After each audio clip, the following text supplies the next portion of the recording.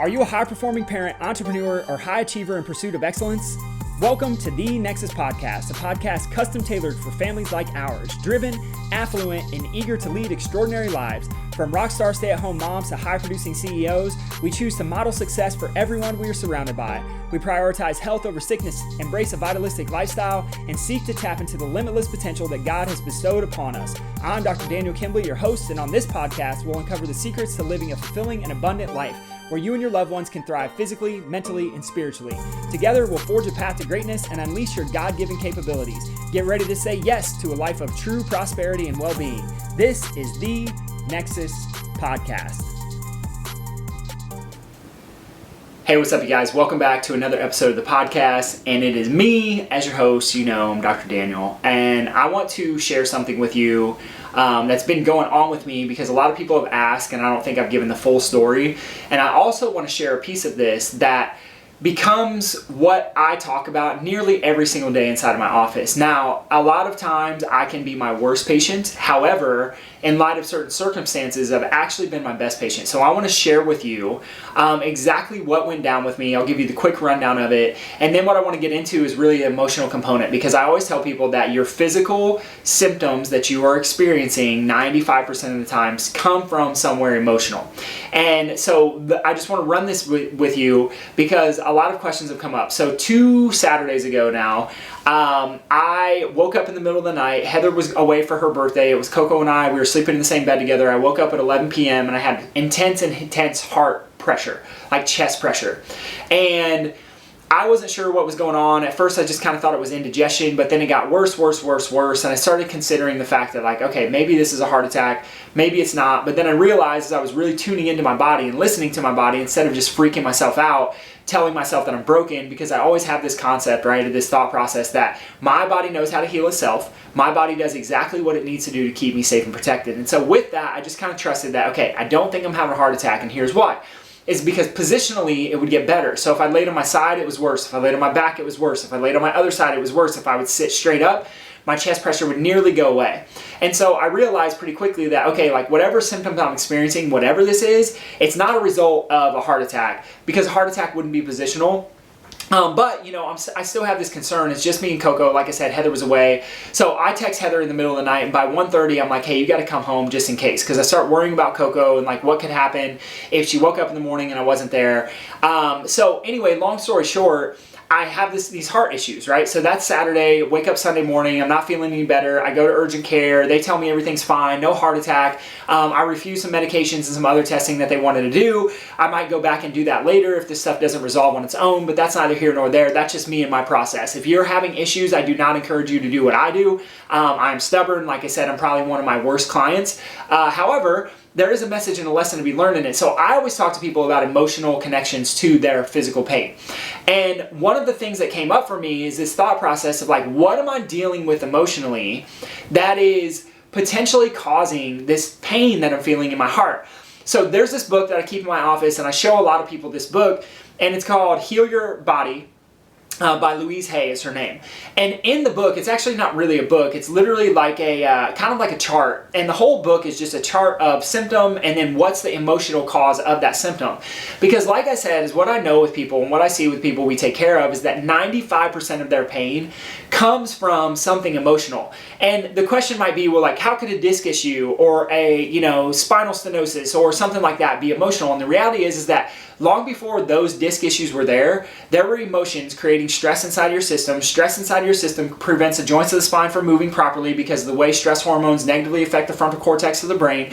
And if we negatively affect the frontal cortex of the brain, we've changed the way our muscles fire. If we change the way our muscles fire, then we get these long-term adaptive changes or maladaptive changes to the stress that our body is under. And so that's the nerdy piece of it, right? So emotions are the cause. In other words, stress is the cause, right? The symptoms that you're experiencing are symptoms. That's secondary to the cause, which is stress.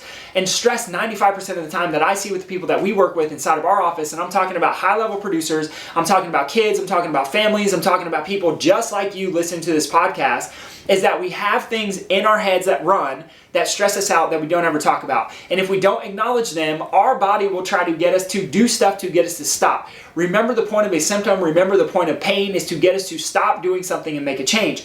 So here's what happens for me.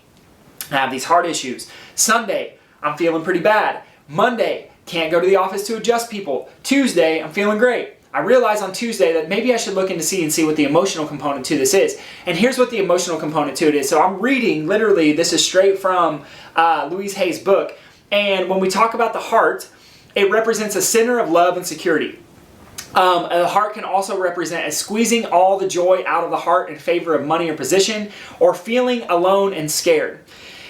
So, and then we could go on as long-standing emotional problems, lack of joy, hardening of the heart, belief in strain and stress. And so some of these speak to me, right? And there's a move that we're making in our business. It won't affect any of you listening to the podcast probably, but there's a move that we are making in our business that has, in my head, I have told myself the story that this is going to be painful, that it's going to be stressful, that it's going to be difficult, that it's going to be challenging.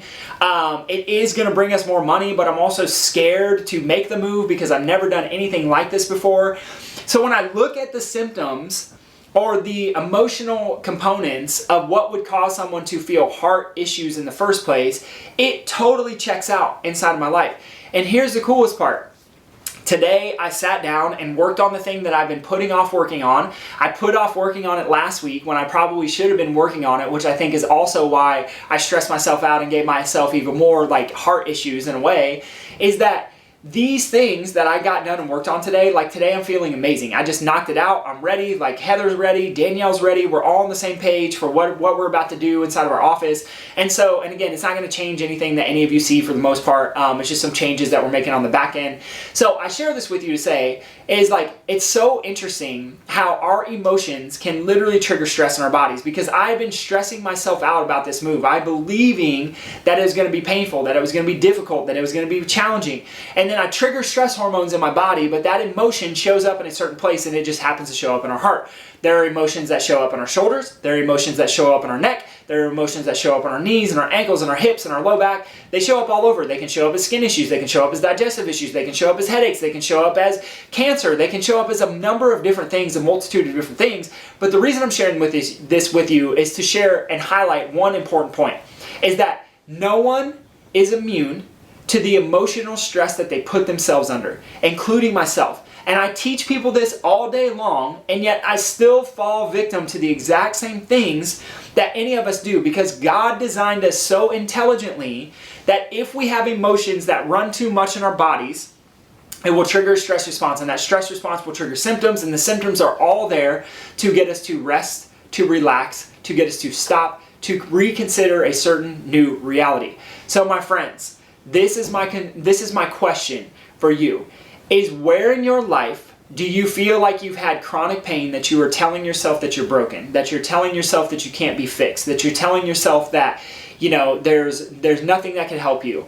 And my second question for you is, have you considered that it could be emotionally related?